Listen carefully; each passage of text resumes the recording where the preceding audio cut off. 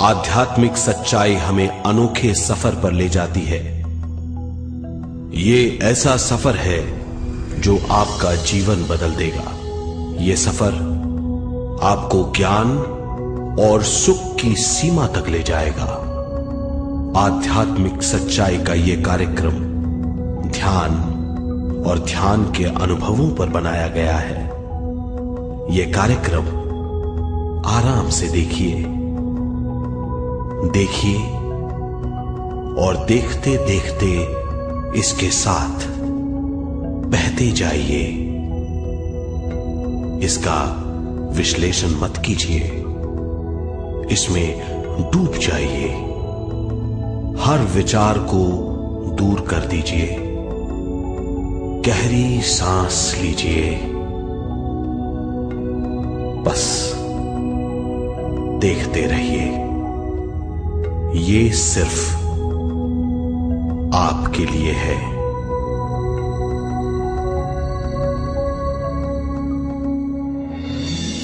इस पूरी सृष्टि के हम एक बहुत छोटे से कण हैं। हम सबकी एक ही खोज है, अच्छा स्वास्थ्य, शांति, ज्ञान, सौभाग्य, शक्ति। मतलब हर समय हर हाल में सुख और शांति की कामना। ये पाने के लिए हर इंसान कड़ी मेहनत करता है, मगर क्या हम इसे पा सकते हैं? जी हां, ये हासिल की जा सकती है। ये सब तभी मुमकिन है जब हम आत्मज्ञान और विश्व शक्ति को समझ लें।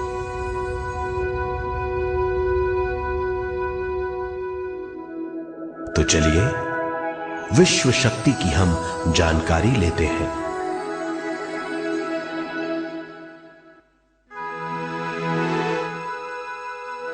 विश्व शक्ति पूरे विश्व में मौजूद है। इस शक्ति से पूरा तारापुंज, ग्रह, मनुष्य, परमाणु बंधे हुए हैं। ये हर जगह मौजूद है। इसका बंधन पूरे विश्व को व्यवस्थित रखता है।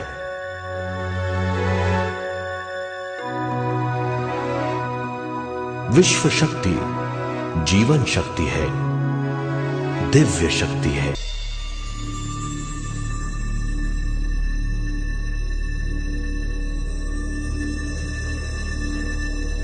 नींद अचेत ध्यान है। ध्यान सहज नींद है। नींद में हमें थोड़ी सी ही शक्ति मिलती है। ध्यान से भरपूर शक्ति मिलती है। ये शक्ति हमारे शरीर की, दिमाग की और बुद्धि की शक्ति बढ़ाती है। छठी इंद्री उजागर करती है और भी बहुत कुछ। इस ज्ञान से बढ़ी हुई शक्ति से हम बिना तनाव के स्वस्थ और खुश रह सकते हैं। हमारी शक्ति बहुत बढ़ जाती है। ध्यान हमारी चेतना स्वयं की ओर आने के सिवा कुछ नहीं है।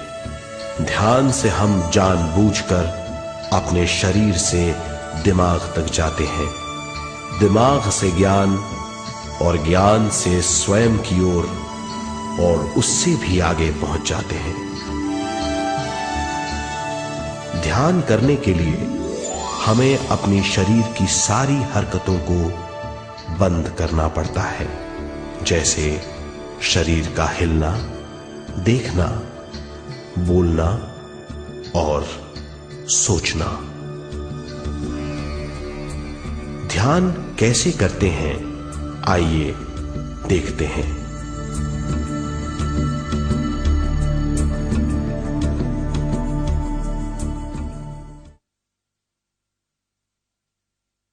ध्यान के लिए पहला काम है स्थिति।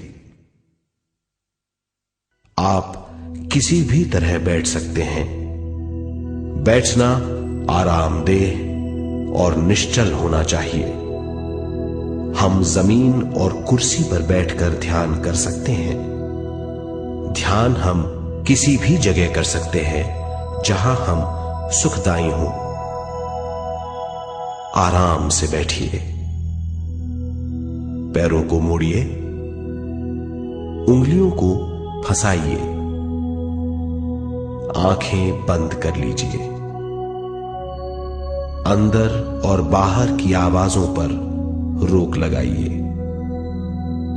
किसी भी मंत्र का उच्चारण नहीं कीजिए।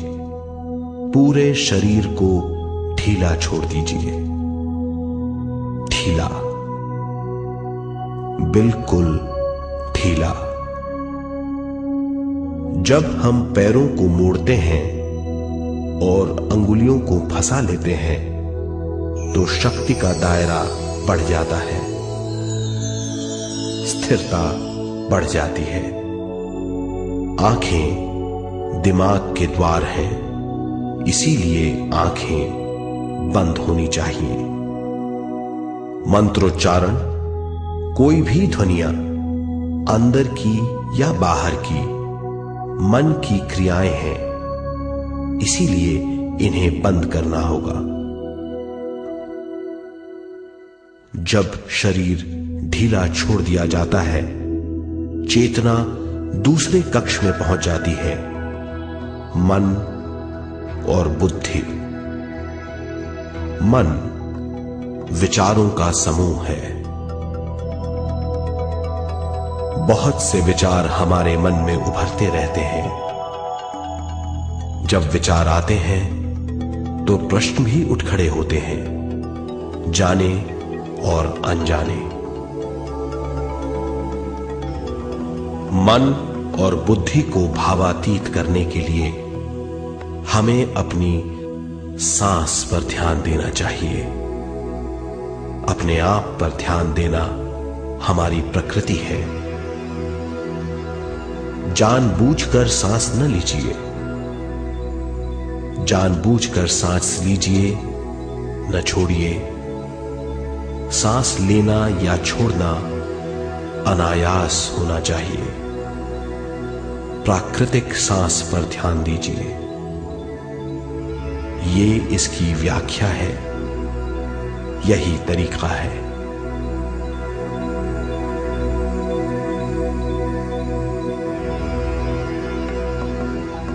विचारों का पीछा मत कीजिए। विचार, सवाल, उनसे चिपक मत जाइए। विचारों को हटा दीजिए। सांस पर पुनः ध्यान दीजिए। प्राकृतिक सांसों पर ध्यान दीजिए। सांसों में खो जाइए। इसके बाद सांसों की गहराई कम होती जाएगी। धीरे धीरे सांस हल्की और छोटी होती जाएगी।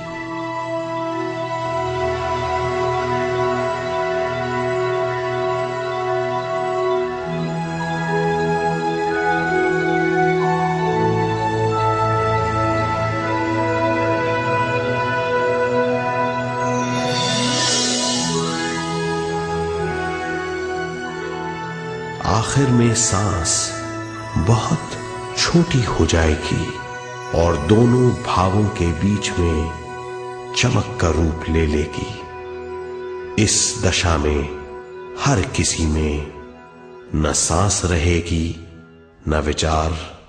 वो विचारों से परे हो जाएगा। ये दशा कहलाती है निर्मल स्थिति या बिना विचारों की दशा। ये ध्यान की दशा है।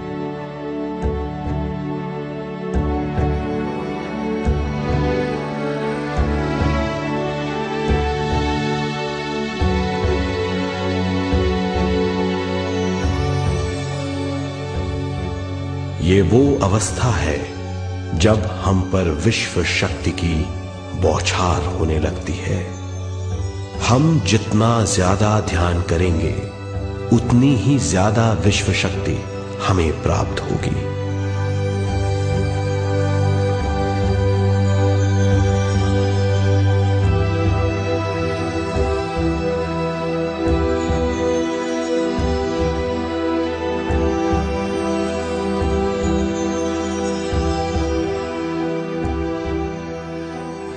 विश्व शक्ति प्राणमय शरीर की शक्ति में प्रवाह करती है। शक्ति से भरा हुआ शरीर प्राणमय कहलाता है।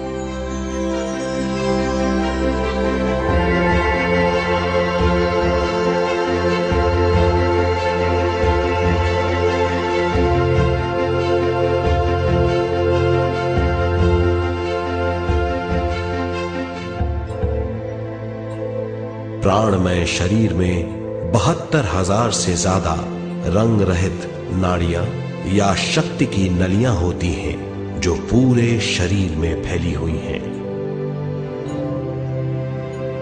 शक्ति नलियां सिर के भाग से शुरू होती हैं। ये भाग ब्रह्मरंध्र कहलाता है।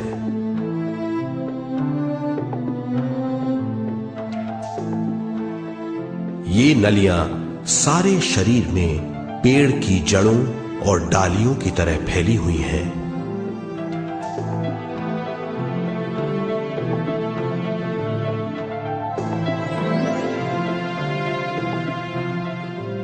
प्राणमय शरीर हमारे शरीर का विशेष आधार है। प्राणमय शरीर हमारे कार्य यहां तक कि हमारे अस्तित्व का स्रोत है। प्राणमय शरीर को गहरी नींद में या फिर ध्यान में विश्व शक्ति मिलती है। हम इस शक्ति का उपयोग अपनी सारी मानसिक और शारीरिक क्रियाओं में जैसे देखना, बोलना, सुनना, सोचना और शारीरिक कार्यों में करते हैं। इन्हीं सारे कर्मों का आधार विश्व शक्ति है।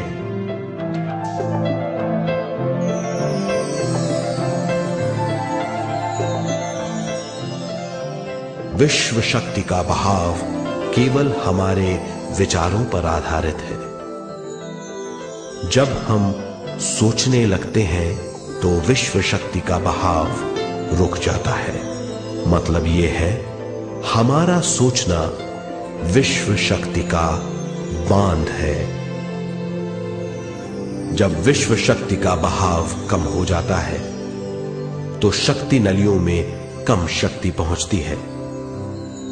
ये कमी हमारे शरीर की शक्ति में रंग रहित सूक्ष्म धब्बे डाल देती है। ये धब्बे धीरे धीरे हमारी शरीर में बीमारी पैदा करते हैं। मतलब ये है कि हमारे प्राणमय शरीर में शक्ति की कमी सारी बीमारियों की जड़ है।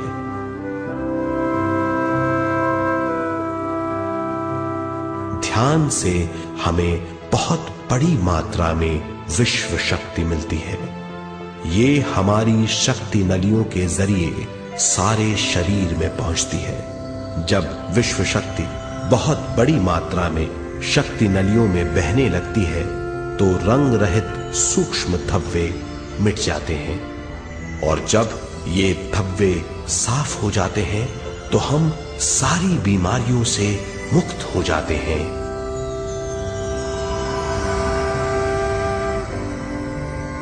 जब ब्रह्मरंध्र में शक्ति बहने लगती है तो हमें सिर में और सारे शरीर में भारीपन लगने लगता है। जब शक्ति हमारे नलियों को साफ करने लगती है तो हमें उस हिस्से में खुजली या दर्द का आभास होता है।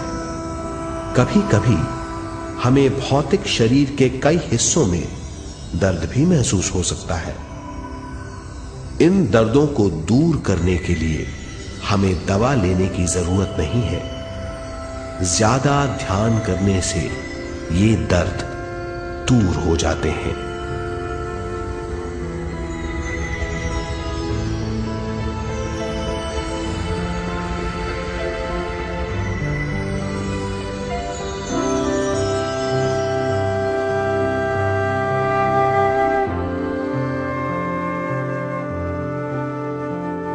ध्यान के द्वारा ज्यादा विश्व संजोने से हम सारी मानसिक और शारीरिक बीमारियों से छुटकारा पा सकते हैं।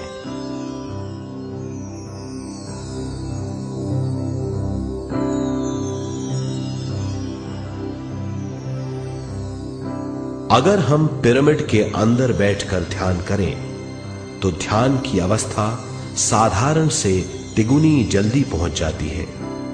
अब हम ये मालूम करेंगे कि पिरामिड और पिरामिड की शक्ति क्या है।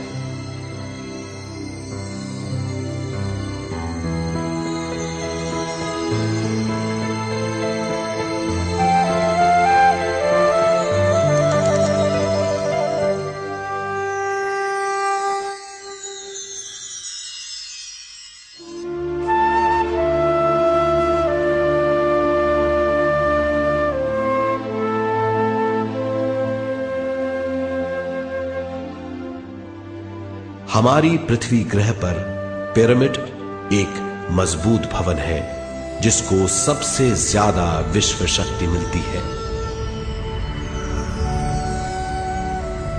पिरामिड का कोण 52 डिग्री 51 मिनट है। इस कोण की बदौलत इसे सबसे ज्यादा विश्व शक्ति मिलती है।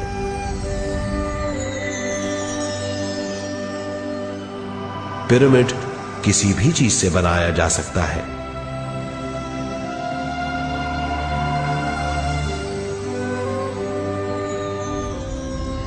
पिरामिड को सही दिशाओं में रखना आवश्यक है।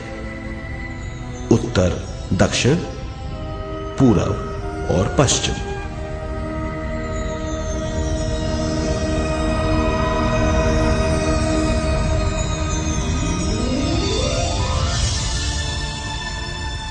विश्व शक्ति इसके नीचे से 1/3 की ऊंचाई पर इकट्ठी होती है। ये जगह शाही कक्ष कहलाता है। शाही कक्ष में सबसे ज्यादा विश्व शक्ति होती है। पिरामिड की शिखा पर एक क्रिस्टल लगाया जाता है। इससे विश्व शक्ति बढ़ती है और पिरामिड के सारे हिस्सों तक पहुंचती है। अगर हम पिरामिड के अंदर ध्यान करें तो निर्मल स्थिति तिगुनी जल्दी प्राप्त होती है। पिरामिड लोक परलोक से आदान प्रदान के भी काम आता है। पिरामिड के अंदर ध्यान करने से रोग मुक्ति में सहायता मिलती है और ध्यान के सारे अनुभव हो सकते हैं।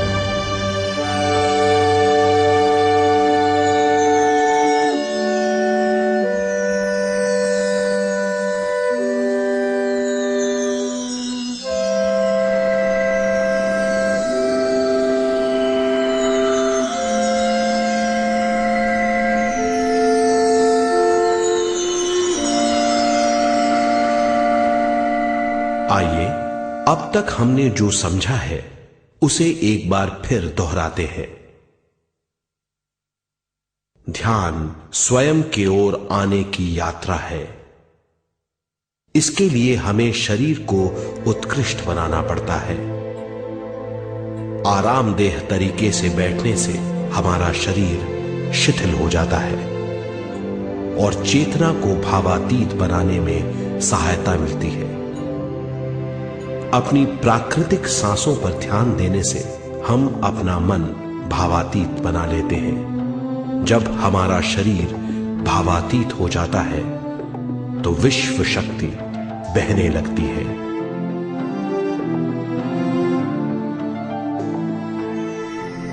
विश्व शक्ति से शरीर की सारी बीमारियां दूर हो जाती हैं और हम बिना दवाओं के स्वस्थ हो जाते हैं।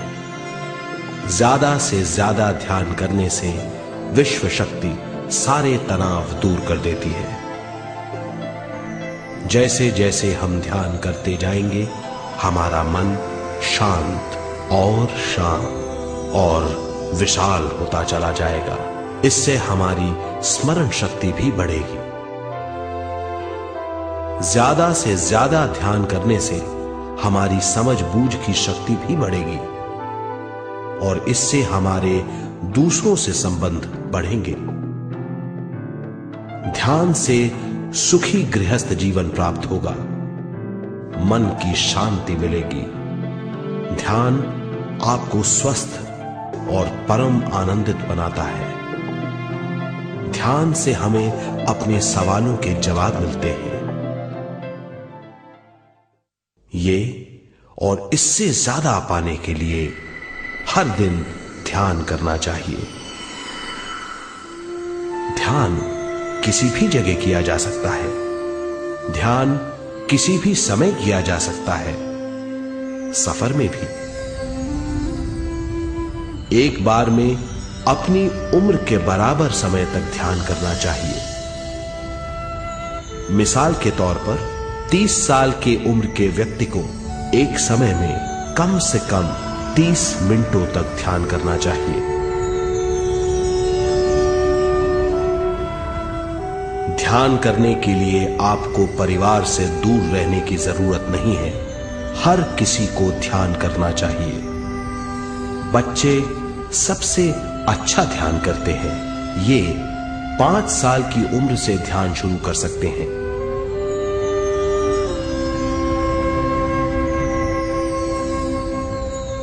ध्यान करने के लिए आपको किसी गुरु या मास्टर की जरूरत नहीं है। आपका गुरु या मास्टर आपके भीतर है। आपका सांस आपका गुरु है। ये सबके लिए है।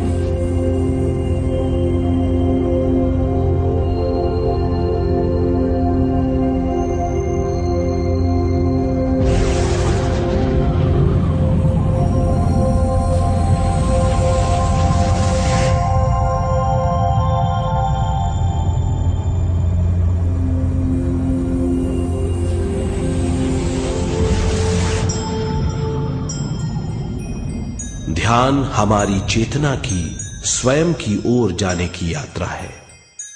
स्वयं तक पहुंचने के लिए हमें मन और शरीर को उत्कृष्ट बनाना पड़ता है। जब हम स्वयं पहुंच जाते हैं, तब हमें भरपूर विश्व शक्ति मिलती है। ज्यादा विश्व शक्ति हमें ज्ञान के क्षेत्र में ले जाती है। ज्ञान या बोध क्या है, इस पर विचार करते हैं।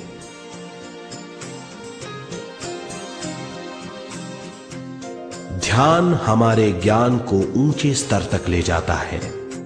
ज्ञान और कुछ नहीं, केवल एक अनुभव है। अनुभव और कुछ नहीं, केवल अपने आप में पूरी तरह डूब जाना है। ज्यादा से ज्यादा ध्यान करने से हमें ज्यादा शक्ति मिलती है। इस ज्यादा शक्ति से हम हर चीज में ज्यादा ग्रस्त हो जाते हैं और इस तरह हम ज्यादा ज्ञान प्राप्त करते हैं।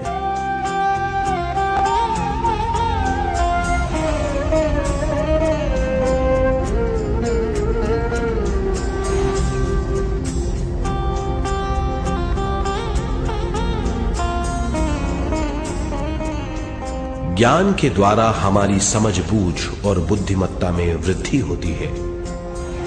इस समझ बूझ से हम समझ जाते हैं हम केवल शरीर और मन ही नहीं है।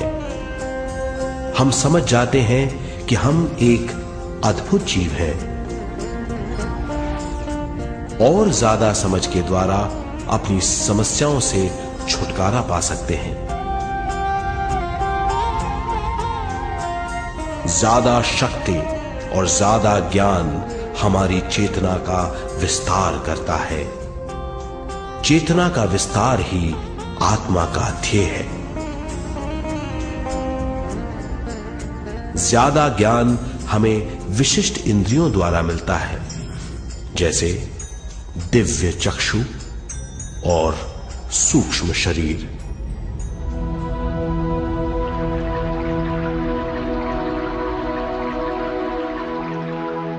दिव्य चक्षु हमारी आत्मा का बहुत ही शक्तिशाली माध्यम है। ये परलोक की वास्तविकता देखने, महसूस करने और सुनने का बहुत ही शक्तिशाली साधन है। आत्मा की ये तीन प्रक्रिया ही दिव्य चक्षु हैं।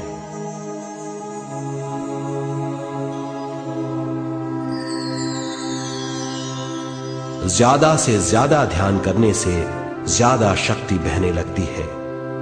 ज्यादा शक्ति दिव्य चक्षु को गतिशील करती है।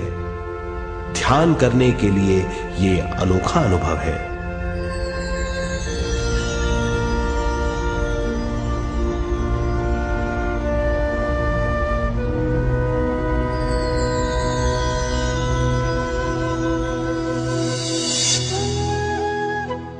दिव्य चक्षु जब गतिशील होने लगता है, तब हमारे मस्तिष्क यानी माथे पर खिंचाव और खुजली होने लगती है।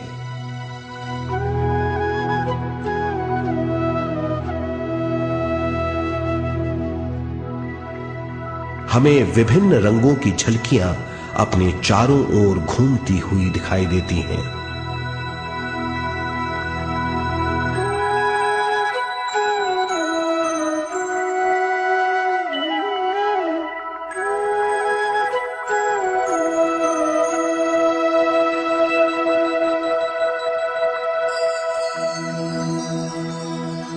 हमें फुसफुसाहट और चलने की आवाजें सुनाई देती हैं।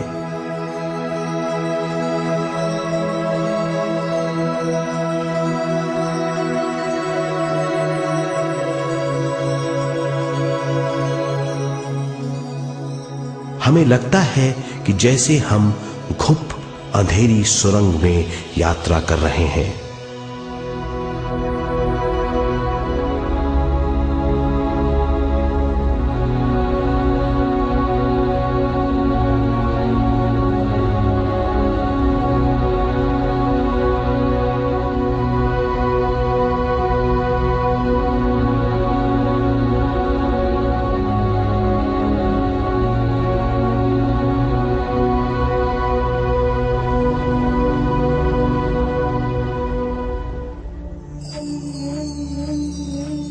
जब हम ज्यादा ध्यान करते हैं तो हमारे प्राणमय शरीर को काफी दिव्य शक्ति मिल जाती है, जिससे हमारे दिव्य चक्षु की सिद्धि हो जाती है।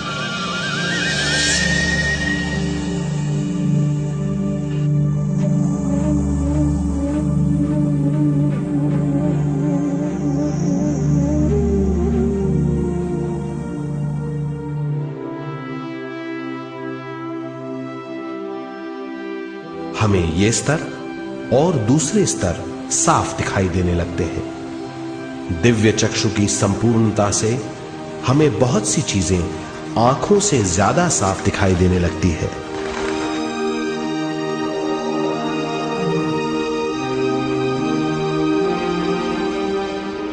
हमें दूसरे स्तरों की वास्तविकताएं दिखाई देने लगती हैं। हमें दिखाई देती हैं वो चीजें जो 5 ज्ञानेंद्रियों से भी दिखाई नहीं देती। हम महसूस करते हैं वो बहुत सी चीजें जो शब्दों में बयान नहीं की जा सकती।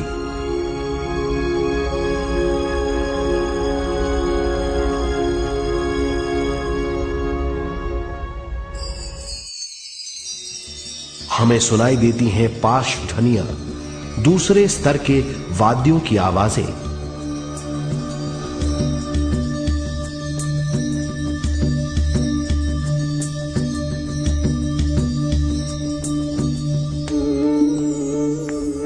हमें दिखाई देते हैं वो महापुरुष जिनका शारीरिक रूप हमारे साथ नहीं है। हमें दिखाई देते हैं वो महापुरुष जिनका शारीरिक रूप हमारी कल्पना में है।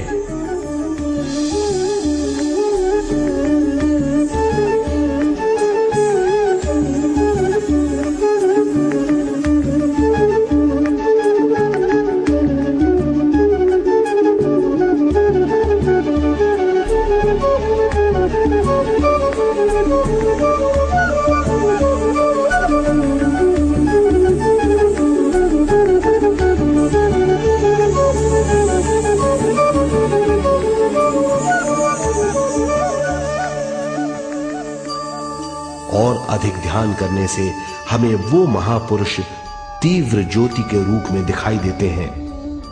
तीव्र ज्योति के रूप में देखने के बाद भी हम उन्हें पहचान सकते हैं।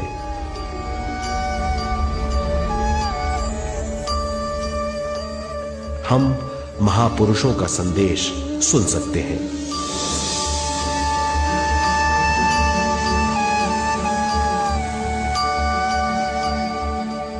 हम महसूस करते हैं एक सुरंग में यात्रा करने का अनुभव और अंत में प्रकाश में विलीन होने का अनुभव।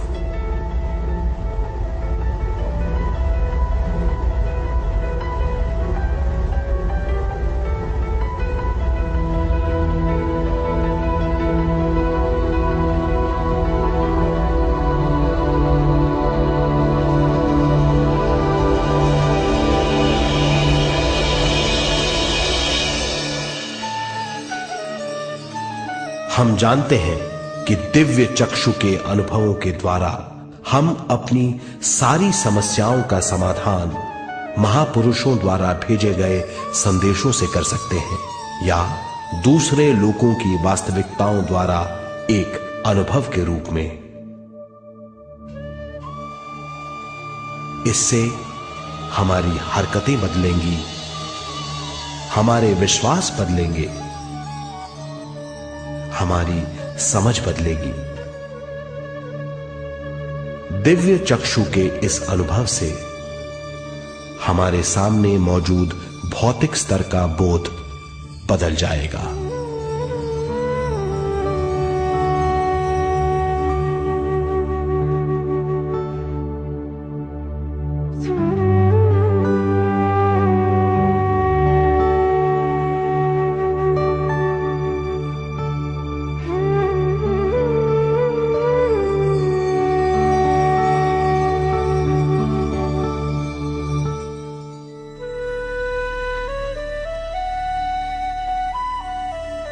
आइए अब हम स्वयं यानी शरीर के दूसरे साधनों की जानकारी लेते हैं। सूक्ष्म शरीर स्वयं का वो साधन है जो दूसरे लोगों को ज्ञान देता है।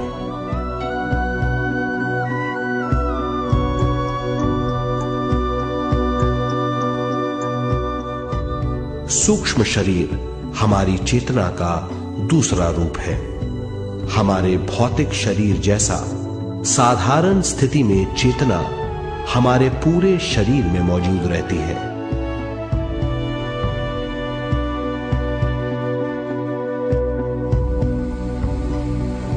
सोते समय अनजाने में हम सूक्ष्म शरीर की तरंगों का अनुभव करते हैं। इन्हें हम स्वप्न कहते हैं। जागृत अवस्था में हम सूक्ष्म शरीर का अनुभव ध्यान द्वारा कर सकते हैं। सूक्ष्म शरीर की यात्रा अंतराल और समय से परे है। सचेत अवस्था में अंतराल के अनुभवों के बाद हमें नए अंशों का ज्ञान मिलता है।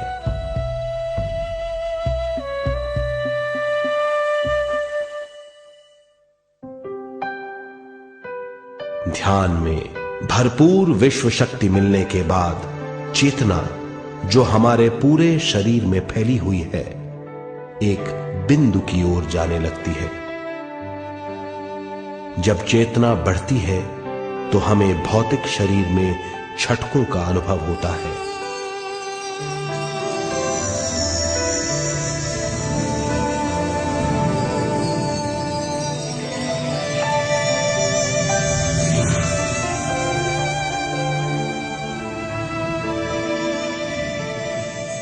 ऐसा लगता है जैसा हमारा शरीर तैर रहा हो।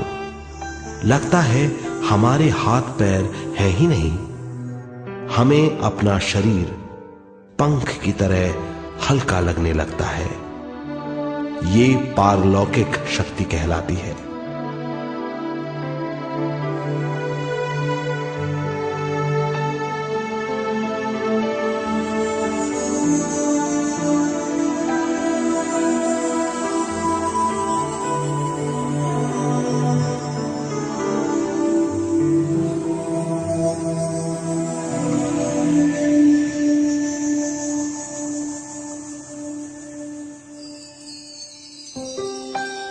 अधिक से अधिक ध्यान करने से हमें अधिक से अधिक विश्व शक्ति मिलती है। हमारी चेतना सूक्ष्म शरीर का रूप धारण करके बहुत तेजी से घूमने लगती है, जिससे हरकतें बढ़ने लगती हैं।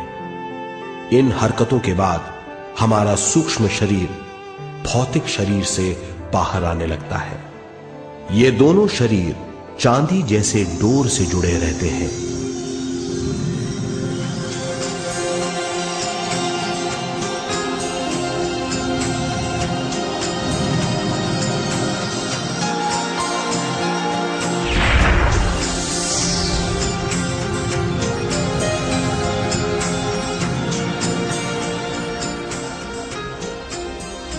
ये चांदी की डोर और कुछ नहीं, तेज गति से थड़थड़ाती हुई चेतना है, जो भौतिक शरीर से सूक्ष्म शरीर को और सूक्ष्म शरीर से भौतिक शरीर को संदेश देती रहती है।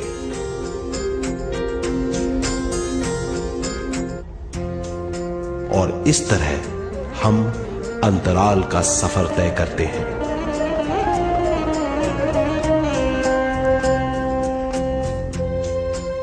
अंतराल की यात्रा हमारी चेतना की जाने और अनजाने लोगों की यात्रा है। अंतराल की यात्रा द्वारा हमें स्वयं के बारे में उच्चतम ज्ञान और बूझ मिलती है। अंतराल की यात्रा में हमारा सूक्ष्म शरीर सारे भौतिक चीजों और तत्वों जैसे पृथ्वी, पानी, अग्नि, वायु और आकाश के बीच में से गुजर सकता है। सूक्ष्म शरीर सारे लोगों के बीच से निर्भीक गुजर सकता है।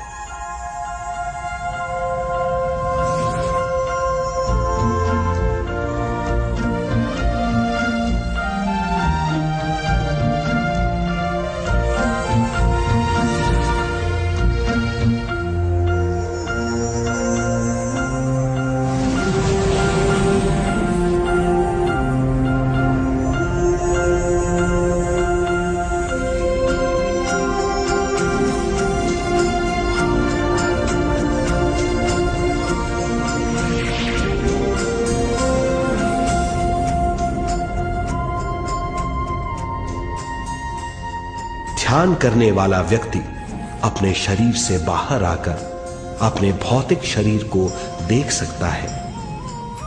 इससे उसे उच्चतम बोध होता है।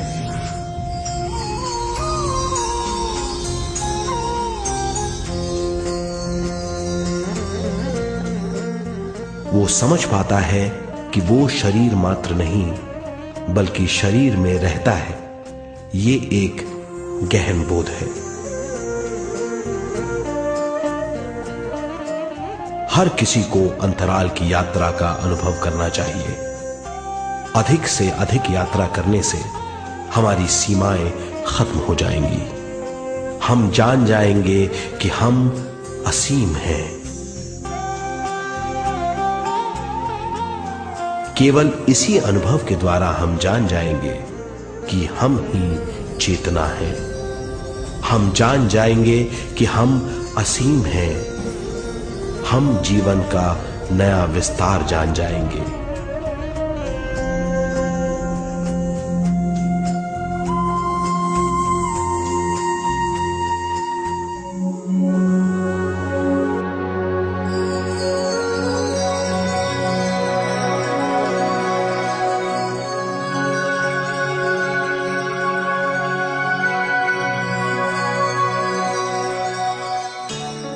ज्यादा से ज्यादा ध्यान करने से हमें ज्यादा विश्व शक्ति मिलेगी।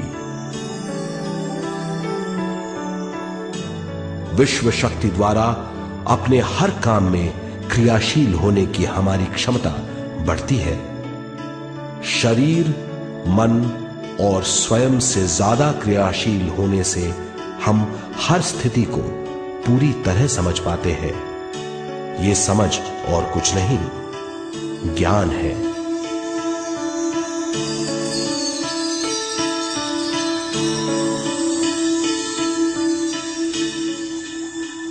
साधारण मनुष्य को केवल अनुभव मिलता है, क्योंकि उस अवस्था में वो ज्ञान के बारे में नहीं सोचता, क्योंकि उस अवस्था का अनुभव वो केवल भौतिक समझ से करता है।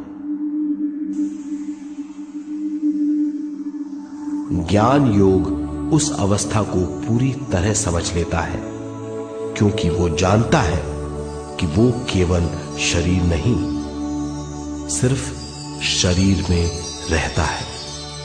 वो जानता है कि अवस्थाएं उसके विकास के लिए हैं। ध्यान के अनुभवों के बाद और व्यवहारिक जीवन में उनका प्रयोग करने से हमें अपार समझ का आभास होगा। इस समझ से हजारों दरवाजे खुल जाएंगे। ये दरवाजे हमारे जीवन की नई उपलब्धियों का नया विस्तार करेंगे। हमारी समझ से उपलब्धियों और ज्ञान की अधिक बढ़ोतरी होगी। इससे हमारी चेतना का विस्तार होगा, जो और कुछ नहीं बल्कि विवेक की उपलब्धि है। इस विवेक का अनुभव कुछ ऐसा होगा जैसे वो हजारों सुनहरी पत्तियों वाला कमल है।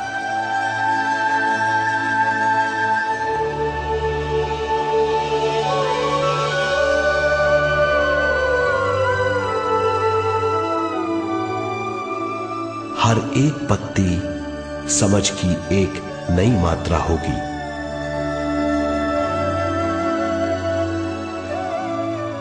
ज्यादा से ज्यादा मात्रा में समझने के बाद हमें दूसरे लोगों की मौजूदगी ज्यादा से ज्यादा समझ में आ जाएगी। इस समझ से हम जान जाएंगे कि मृत्यु कभी नहीं होती। हम अनंत जीव हैं। हम समझ जाएंगे कि जीवन क्या है और मृत्यु क्या है।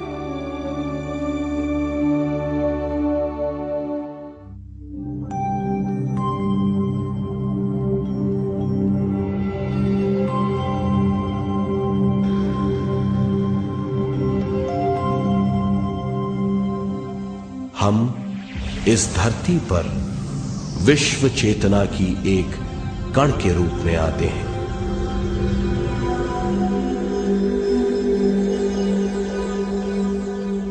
उद्गम स्थान से हम स्वयं के प्राणमय शरीर का एक ढांचा लेकर आते हैं। हम इस धरती पर अनोखे अनुभव करने आते हैं। अपने अनुभवों के लिए हम एक गर्भस्थान या कोख चुनते हैं। हम माता पिता, वातावरण और हालात चुनते हैं। जीवन का पूरा ढांचा स्वयं को मालूम होता है। मां को चुनने के बाद चेतना का एक कण मां के गर्भस्थान में प्रवेश करता है। चेतना का मां के गर्भस्थान में प्रवेश होने के बाद गर्भस्थ शिशु में प्राण आते हैं।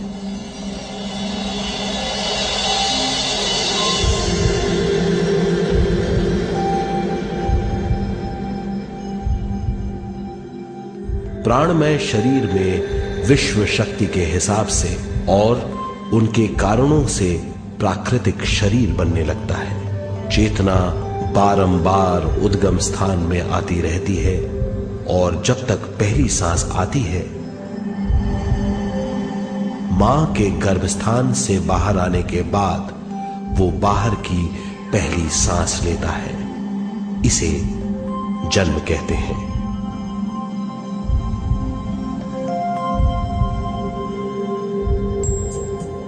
पहले दिन से 7 वर्ष तक हमें उद्गम स्थान का आभास रहता है।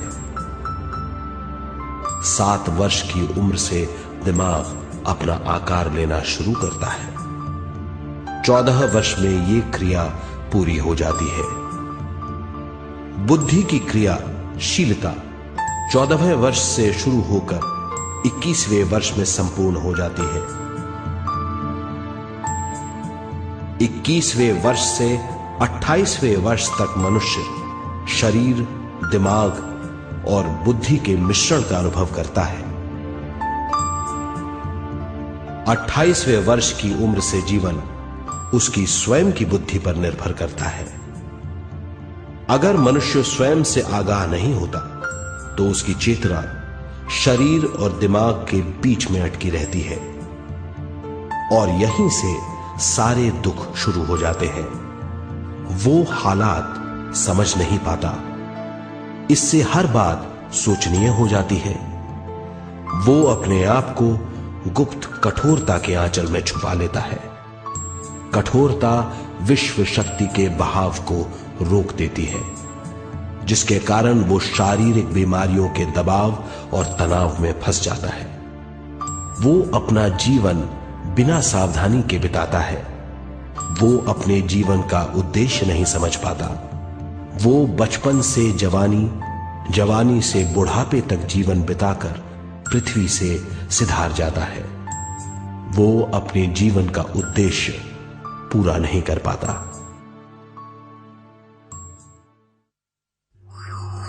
इसे हम मृत्यु कहते हैं।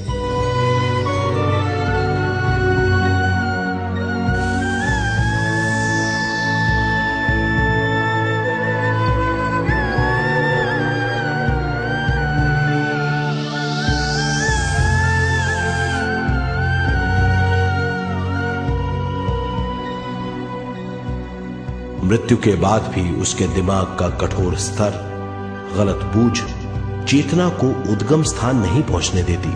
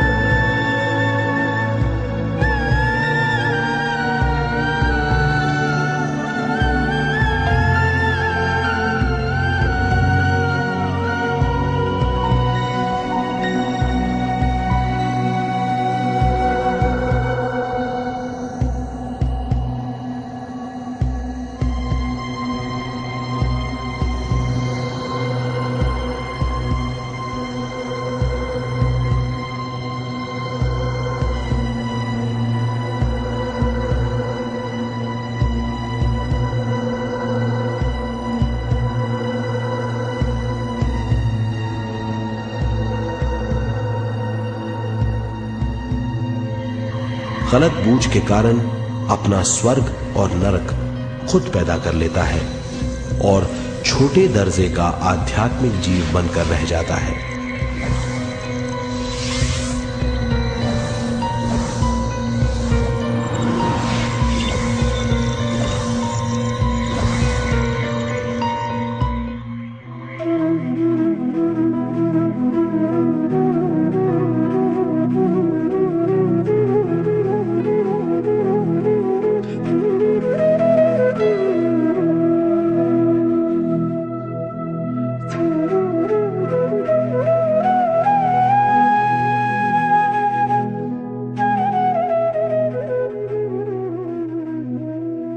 अगर मनुष्य स्वयं में सरोवर होकर अपना जीवन शुरू करता है तो वो हर हाल में आनंद पूर्वक रहेगा। मृत्यु के बाद भी वो निचले लोकों में नहीं रहेगा, वो उद्गम स्थान पर लौट जाएगा।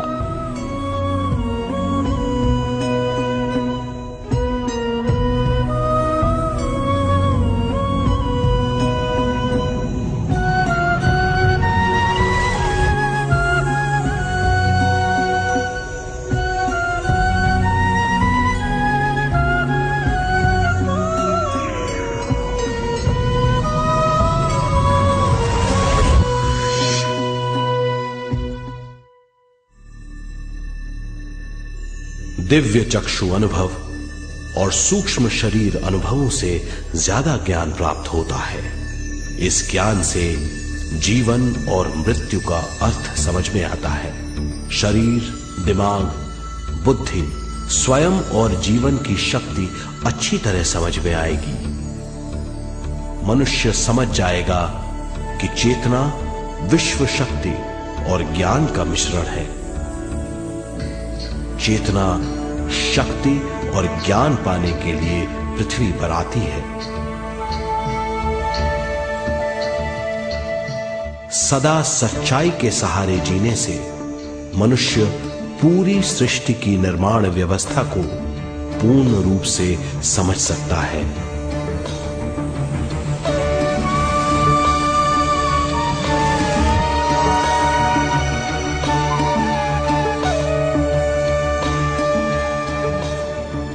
इस समझ के द्वारा मनुष्य एक अद्भुत सृष्टिकर्ता बन सकता है।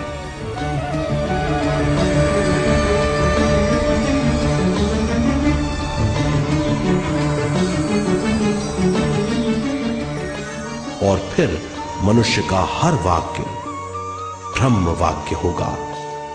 वो जो सोचेगा वो संपूर्ण होगा। उसका हर कार्य एक नया आविष्कार होगा। यही है ज्ञान बोध।